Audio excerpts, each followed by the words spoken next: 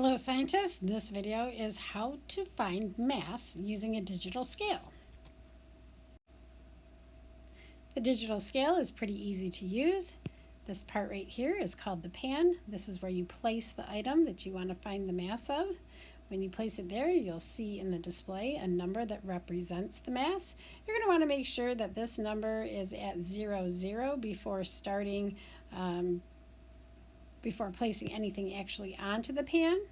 There are some buttons. The first one over here is the on-off. This one is the mode that changes the units that are displayed. And this one is the tare button. The tare button will be used to put this back to 00 in some cases.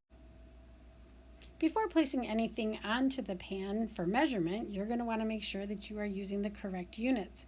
In this lab and most of the labs that we're going to use, we are going to use the unit of grams. So you're going to want to make sure that in the upper right hand corner that you see that little G being shown. If you don't, you're going to want to push the mode button until you see the G and then stop pushing the button.